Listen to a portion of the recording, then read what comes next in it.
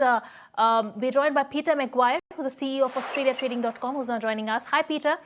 Good afternoon, and thank you so much for joining us today. Peter. Thank you, Ankita. Right. Peter, as I can see, Brent was down almost 3 to 4% yesterday. In fact, it cooled off after we saw those comments coming in from US President Donald Trump of signaling of a cool-off with Iran, and they're perhaps allaying those fears of an attack on Iran. But really, are we out of the woods yet?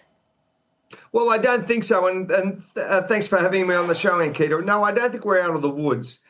And we're not out of the woods for many different reasons. But first off, we've got to be appreciative as far as President Trump not looking as far as military strikes at the present time.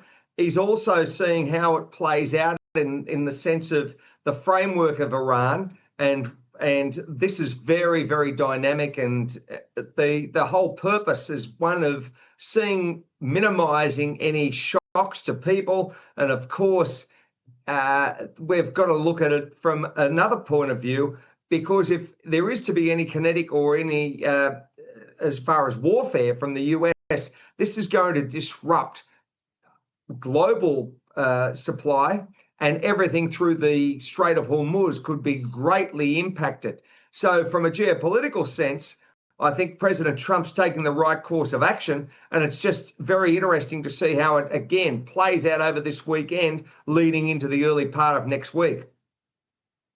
Right. Peter, now that, Donald Trump's comment have eased the market speculation that American strike on Iran could be imminent, how significantly can Iran impact the oil supply? Now, Iran is a significant oil producer. It produces, yes. It had produced 4% of the world's total oil in 2023. So the developments there have the potential of a wider spillover in the oil markets.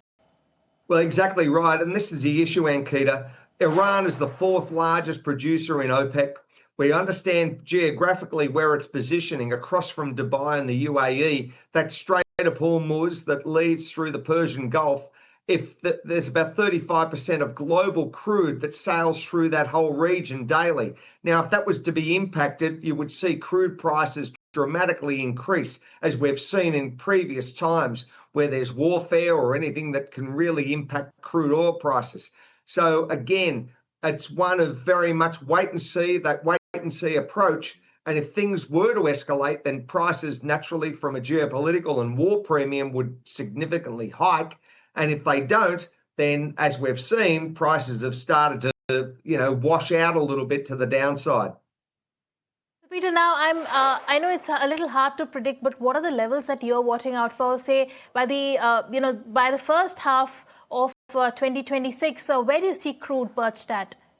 Well, I think first, again, if you look at the geopolitical concerns, if there was to be, and it's so easy to say that, but there is very rarely a time when you look at the energy markets that geopolitics doesn't play a part as far as price sensitivity. If there was to be minimal problems in that Middle East region, and from a geopolitical stance, then one would think that prices would be in the 50s and low 50s at that. But if prices were to escalate due to geopolitical and war premium, then that's the unknown that comes into the market. So I'm thinking prices should be in the 50s and low 50s, which is beneficial for consumers, but geopolitics and war premiums do play a very significant part in the market.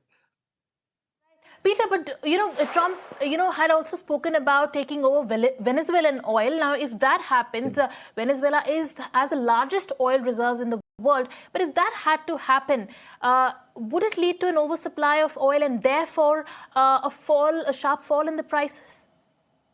Well, I think that there is a glut in the market, and that's the issue where we're sitting at the moment, Ankita.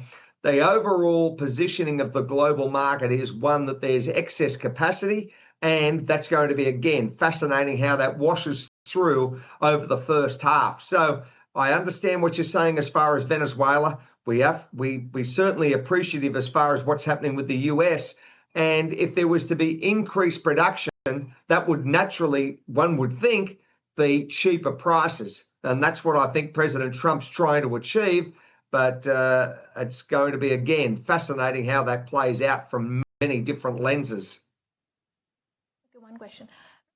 Finally, finally, we did see OPEC plus that came out on Wednesday and said that the oil supply and demand will remain balanced in 2026, with demand rising in 2027 at a similar pace to growth this year. What, in your opinion, is going to be OPEC plus stance as far as the oil production is concerned, given there is so much of geopolitical volatility? Well, I think first off, they've got to get through 26. We've got to see, as far as Iran, what happens with the Venezuelan crude and any other noise out there in the market that can greatly impact price.